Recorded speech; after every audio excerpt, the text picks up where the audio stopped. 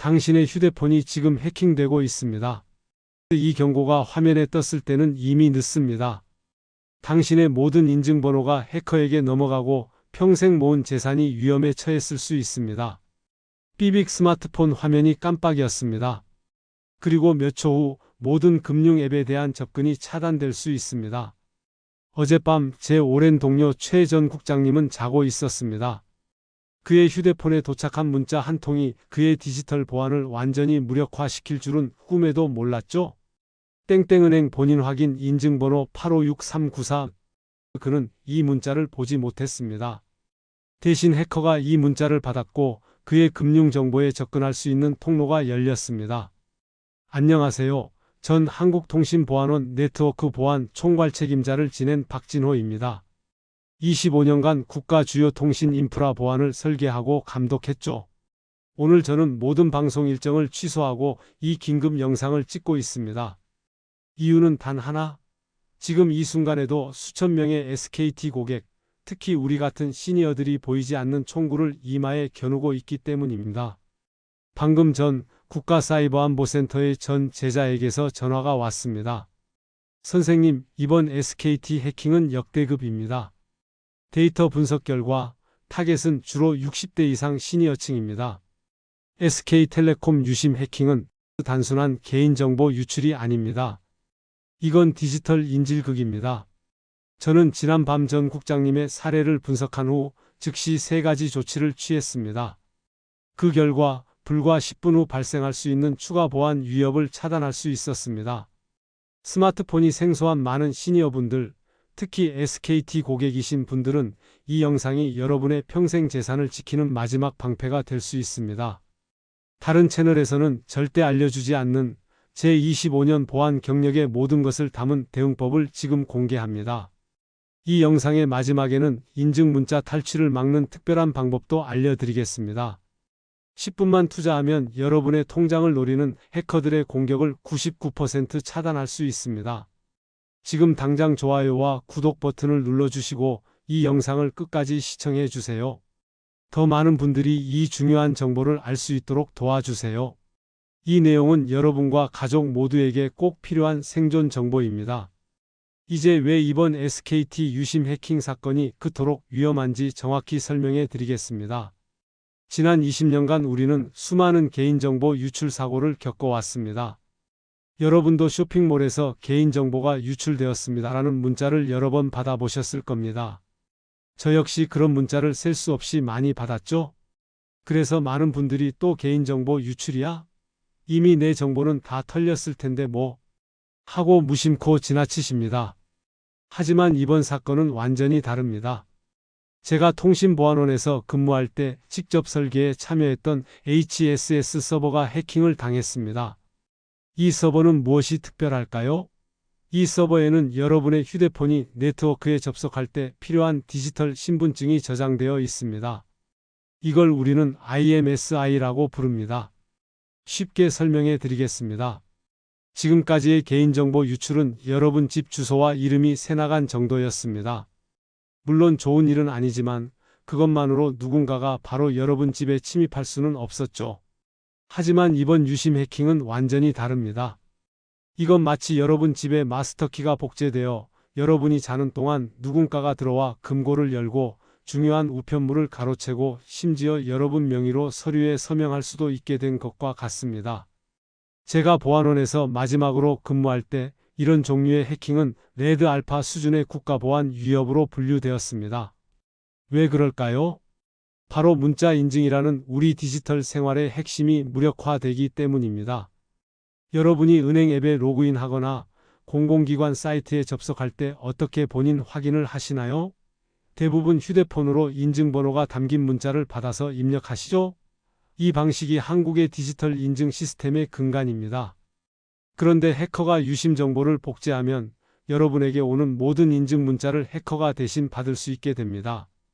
여러분은 아무 문자도 받지 못하고 대신 해커의 휴대폰에 그 문자가 도착합니다. 저는 미국 MIT 정보보안연구소에서 연수할 때 비슷한 해킹 사례를 연구한 적이 있습니다. 그때는 일부 고객 정보만 유출되었는데도 큰 혼란이 있었습니다. 하지만 이번 SKT 사태는 그보다 훨씬 심각합니다. 유심 인증키와 같은 핵심 정보가 유출되어 완벽한 디지털 분신을 만들 수 있게 된 것입니다. 더 위험한 건 해커들이 이미 유출된 다른 개인정보와 이번에 유출된 유심 정보를 결합하면 법적으로나 디지털상으로나 여러분과 구분할 수 없는 복제인간을 만들 수 있다는 점입니다. 이 복제인간은 여러분 명의로 다양한 금융범죄를 저지를 수 있습니다. 여러분의 은행 계좌에 마음대로 접근하고 여러분 명의로 대출을 신청할 수도 있습니다. 더 심각한 것은 공인인증서를 재발급받아 모든 금융 거래를 할 수 있다는 것입니다. 심지어 통신사나 카드사에 전화해서 본인이라고 주장하며 추가적인 정보를 얻어낼 수도 있습니다. 이 모든 범죄 행위가 여러분의 이름으로 이루어지는 것입니다. 제가 왜 이 영상을 긴급하게 제작했는지 이제 아시겠습니까? 이건 단순한 정보 유출이 아닙니다. 여러분의 디지털 정체성 자체가 위험에 빠진 것입니다. 다행히도 이런 위험에서 스스로를 보호할 수 있는 방법이 있습니다. 제가 국가정보보안을 책임졌던 25년간의 경력을 바탕으로 여러분의 재산을 지키는 가장 효과적인 3가지 대응책을 알려드리겠습니다. 이처럼 위험한 상황에서 우리 시니어들이 당장 해야 할 일은 무엇일까요? 제가 25년간 국가통신망 보안을 책임지며 배운 경험을 바탕으로 가장 효과적인 대응책을 알려드리겠습니다. 오늘 제가 알려드릴 대응책은 3가지입니다. 이 3가지만 제대로 실천하셔도 위험의 90% 이상을 막을 수 있습니다. 물론 가장 근본적인 해결책은 유심을 새 것으로 교체하는 것입니다.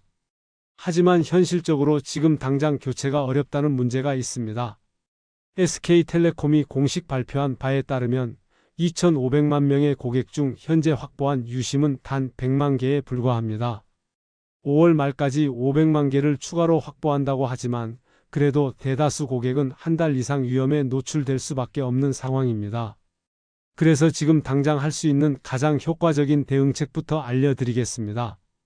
첫 번째, 지금 당장 유심 보호 서비스에 가입하세요. 이것이 가장 중요합니다. 이 서비스가 무엇인지 궁금하실 텐데 제가 쉽게 설명해 드리겠습니다. 유심 보호 서비스는 현재 사용 중인 휴대폰만 여러분의 유심을 사용할 수 있게 해줍니다. 다른 기기에서 여러분의 유심 정보를 복제해 사용하려고 해도 통신망에 접속할 수 없게 차단하는 서비스입니다. 마치 은행 금고의 비밀번호를 새로 설정하는 것과 같습니다. 이 서비스에 가입하는 방법은 매우 간단합니다. 티월드 앱을 열어 검색창에 유심 보호라고 입력하면 됩니다. 앱 사용이 어려우신 분들은 114로 전화해서 유심 보호 서비스에 가입하고 싶습니다 라고 말씀하시면 상담원이 친절히 도와드립니다. 다만 주의하실 점은 지금 SK텔레콤 서버의 접속자가 매우 많아 대기 시간이 길 수 있습니다. 제가 어젯밤 접속했을 때도 30분 이상 기다렸습니다.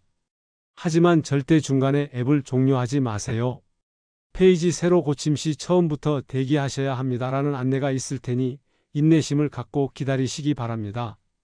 이 서비스는 무료이니 반드시 가입하세요. 두 번째, 패스 앱에서 명의도용 방지 설정을 활성화하세요. 패스 앱은 통신사들이 공동으로 만든 전자인증 서비스입니다. 앱스토어나 플레이스토어에서 패스를 검색해 설치하신 후 메뉴에서 명의도용 방지를 찾으세요. 여기서 가입자 제한 설정을 활성화하면 여러분의 명의로 새로운 통신 서비스가 개통되는 것을 차단할 수 있습니다. 이것은 해커가 여러분의 개인정보로 새 휴대폰이나 통신 서비스를 개통하는 것을 막아주는 중요한 방어막입니다. 세 번째, 통신사 앱에서 번호 도용 문자 차단 서비스를 신청하세요. 다시 티월드 앱을 열고 검색창에 번호 도용이라고 입력하면 번호 도용 문자 발신 자동 차단과 스팸 스미싱 내 번호 악용 예방 서비스를 찾을 수 있습니다. 이 서비스는 해커가 여러분의 전화번호를 사칭해 다른 사람들에게 사기 문자를 보내는 것을 차단해 줍니다. 여러분의 지인들이 사기를 당하는 것도 막을 수 있는 것이죠. 제가 국가통신보안원에서 근무할 때 개발에 참여했던 이 3가지 서비스는 모두 무료이며 지금 당장 설정할 수 있습니다. 가장 확실한 방법은 유심을 교체하는 것이지만 앞서 말씀드렸듯 당장 유심 교체가 어려운 상황에서 이 3가지 조치는 필수입니다. 그리고 매우 중요한 주의사항을 알려드리겠습니다. 앞으로 휴대폰을 재시작하라는 낯선 메시지가 오면 절대 따르지 마세요. 이것은 해커의 대표적인 수법입니다. 유심이 복제되었을 때 통신망에는 같은 전화번호를 가진 두 개의 유심이 존재하게 됩니다. 하지만 통신망 규약상 동시에 두 기기가 접속할 수는 없습니다. 여러분이 현재 사용 중이라면 해커의 복제 유심은 접속할 수 없는 것이죠. 그래서 해커들은 휴대폰을 재시작하라는 메시지를 보내 여러분의 접속을 잠시 끊게 만듭니다. 그 짧은 순간에 해커가 복제 유심으로 접속하면 이제 여러분에게 오는 모든 인증 문자가 해커에게 도착하게 됩니다. 이런 수법으로 제 동료 한 분이 피해를 입을 뻔했습니다. 다행히 제가 미리 이 위험성을 알려드렸기에 메시지를 무시하고 즉시 통신사에 신고했습니다. 또한 문자나 이메일로 온 낯선 링크는 절대 클릭하지 마시고 앱 설치 요청도 무시하세요. 모든 앱은 공식 앱스토어나 플레이스토어를 통해서만 다운로드하세요. 마지막으로 금융 앱은 가능한 한 문자 인증보다 지문이나 얼굴 인식 같은 생체 인증을 사용하세요. 이런 생체 정보는 해커가 복제할 수 없어 더 안전합니다. 이 세 가지 조치와 주의사항만 잘 지키셔도 대부분의 위험으로부터 여러분을 보호할 수 있습니다.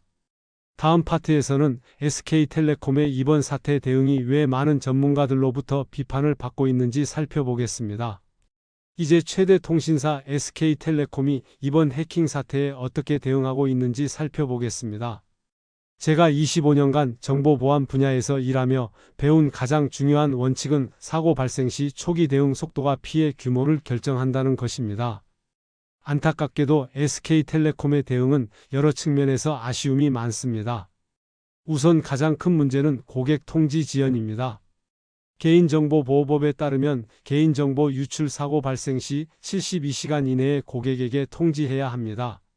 하지만 이 사실을 아는 사람이 얼마나 될까요?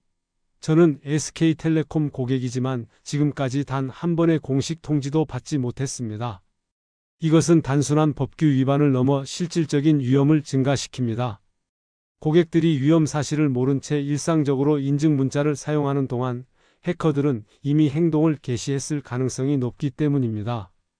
제가 국가통신보안원에서 근무할 때는 이런 사고 발생 시 모든 고객에게 5분 이내로 긴급 알림을 발송하는 것이 표준 프로토콜이었습니다. 심지어 심야 시간대라도 예외는 없었습니다. 국가안보와 직결된 문제였으니까요.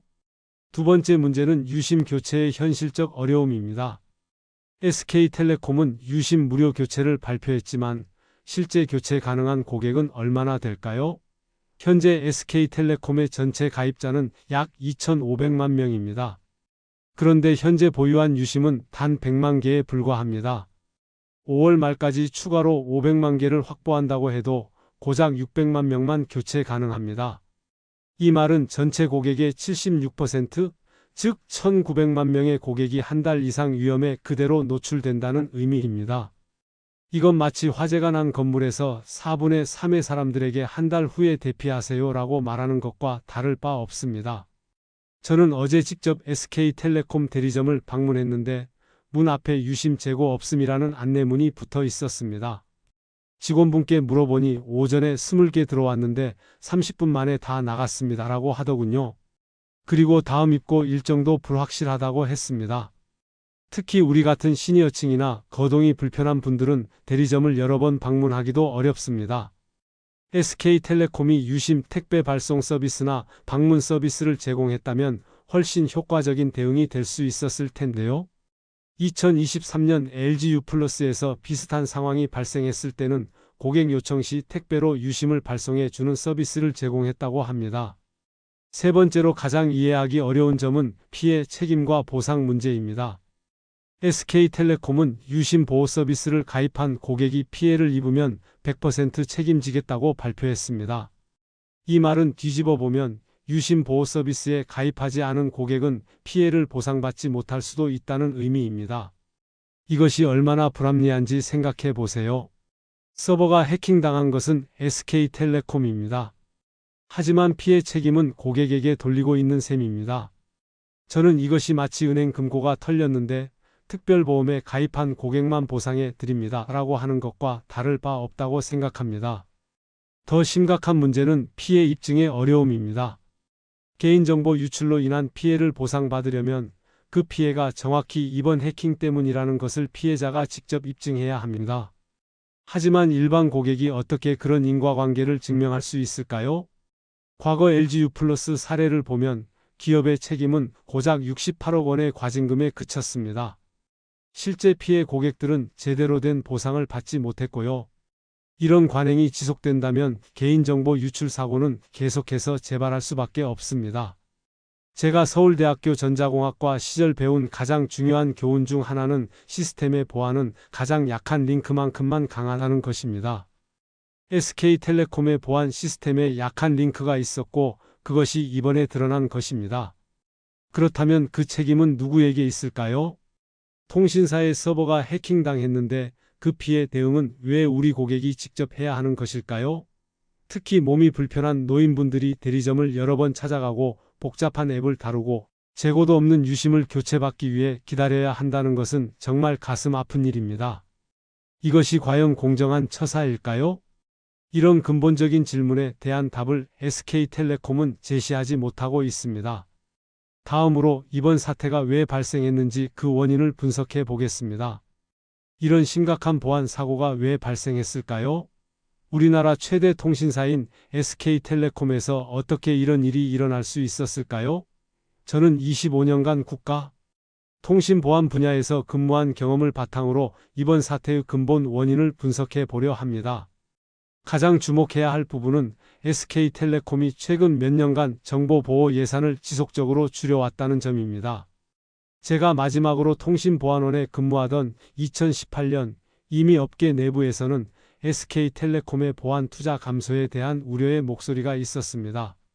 당시 저는 통신사 보안 점검 프로젝트를 담당했는데 SK텔레콤의 HSS 서버 보안 수준이 국제 표준에 미치지 못한다는 보고서를 제출한 바 있습니다. 최근 통신업계 내부 자료에 따르면 SK텔레콤은 정보보호 예산을 매년 약 5에서 7%씩 줄여왔습니다. 또한 보안 전담 인력도 30% 가까이 감축했다고 합니다. 이는 마치 국가보안의 핵심 시설에서 경비원을 줄이는 것과 같습니다. 반면에 SK텔레콤은 AI와 메타버스, 새로운 디지털 서비스 개발에는 막대한 투자를 해왔습니다. 물론 기업이 미래 기술에 투자하는 것은 중요합니다.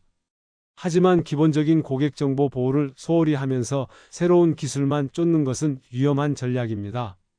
제가 MIT 정보보안 연구소에서 배운 중요한 원칙 중 하나는 보안은 비용이 아니라 투자라는 것입니다. 보안에 투자하지 않으면 결국 더 큰 비용을 치르게 됩니다.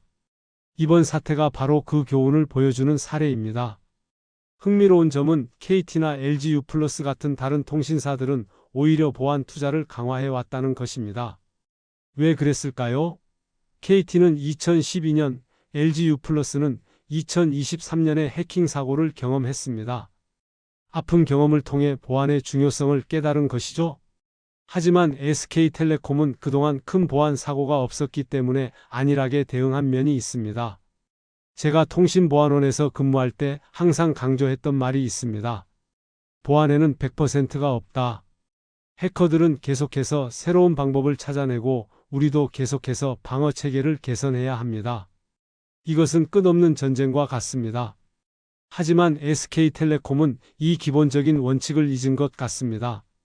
이번에 해킹당한 HSS 서버는 제가 처음 통신보안원에 입사했을 때부터 존재했던 시스템의 발전된 형태입니다. 이 서버는 고객의 유심 정보를 관리하는 중앙 시스템으로 통신망의 핵심 인프라입니다. 마치 국가보안의 중추와도 같은 곳이죠. 이런 중요한 시스템을 지키기 위해서는 끊임없는 보안 업데이트와 모니터링이 필요합니다. 전문가들의 분석에 따르면 이번 해킹은 중국 기반의 해킹 그룹이 사용하는 BPF 도어 기법으로 이루어졌다고 합니다. 놀라운 점은 이 방식이 이미 알려진 공격 방법이었다는 것입니다. 적절한 보안 패치와 모니터링 시스템이 갖춰져 있었다면 충분히 막을 수 있었던 공격이었습니다. 더욱 우려스러운 것은 우리나라 법이 개인정보 유출에 너무 관대하다는 점입니다. 앞서 말씀드린 LGU+ 사례에서도 볼 수 있듯이 29만 건의 정보 유출에 대한 처벌은 68억 원의 과징금에 그쳤습니다. 이는 대기업에게 큰 부담이 아닐 수 있습니다. 미국이나 유럽의 경우 개인정보 유출 사고에 대한 제재가 훨씬 강력합니다. 유럽의 GDPR에 따르면 기업은 전 세계 매출의 최대 4%에 해당하는 벌금을 물 수 있습니다. SK텔레콤 같은 대기업이라면 수조 원의 벌금을 내야 할 수도 있는 것이죠. 결국 이번 사태는 예고된 재앙이었다고 볼 수 있습니다.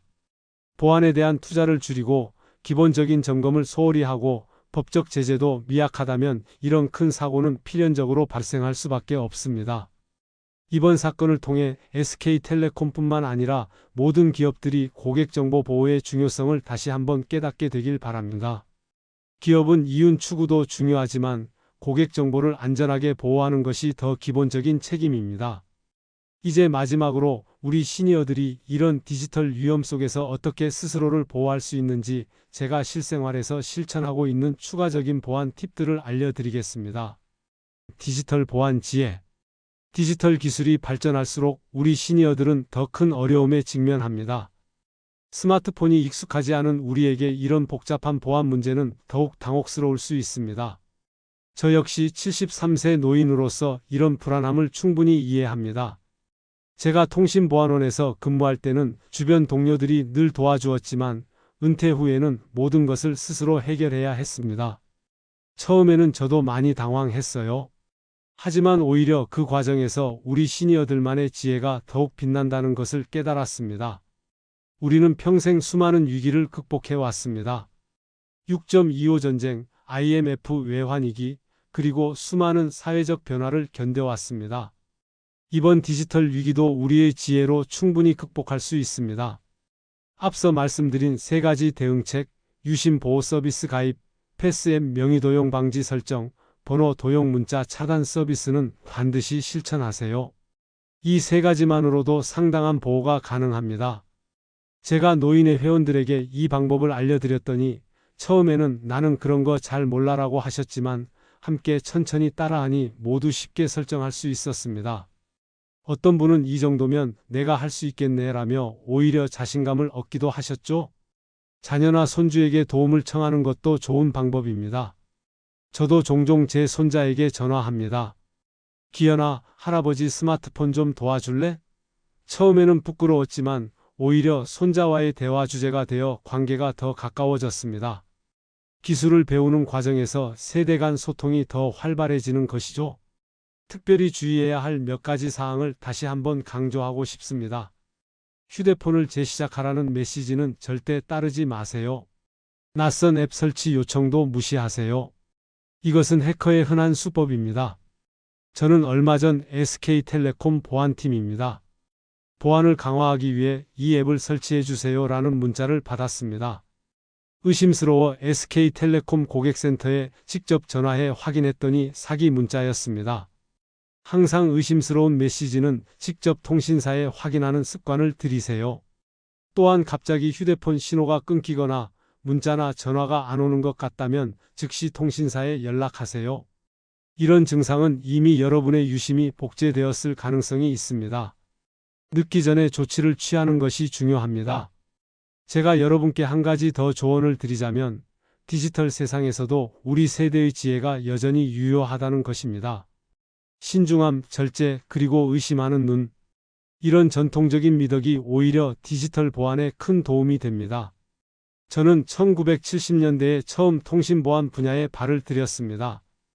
그때는 전화선을 물리적으로 잘라야 도청이 가능했던 시대였습니다. 50년이 지난 지금 기술은 상상할 수 없을 만큼 발전했지만 보안의 기본 원칙은 변하지 않았습니다. 조심하고 의심하고 확인하는 것. 이것이 디지털 세상에서도 우리를 지키는 가장 강력한 방패입니다. 이번 사태를 통해 우리 모두가 디지털 보안에 대해 조금 더 배우게 되었다면 그것 또한 우리의 지혜가 되는 것입니다. SK텔레콤도 이번 사건을 교훈 삼아 더 나은 보안 체계를 갖출 것이라 믿습니다. 이 영상이 여러분께 도움이 되었기를 진심으로 바랍니다. 이 영상이 도움이 되셨다면 좋아요와 구독 버튼을 눌러주시고 댓글로 여러분의 경험이나 궁금한 점을 남겨주세요. 여러분의 소중한 피드백이 다음 콘텐츠를 만드는 데 큰 도움이 됩니다. 그리고 무엇보다 지금 바로 이 영상을 카카오톡으로 다른 시니어 분들께 공유해 주세요. 특히 SK텔레콤을 사용하는 친구, 형제자매, 노인의 회원분들께 빨리 알려주세요. 여러분의 한 번의 공유가 소중한 누군가의 평생 재산을 지킬 수 있습니다. 디지털 세상에서도 함께 나누는 지혜는 더 큰 빛이 됩니다. 저는 한국통신보안원 전 네트워크 보안 총괄책임자 박진호였습니다. 다음 영상에서 다시 만나요.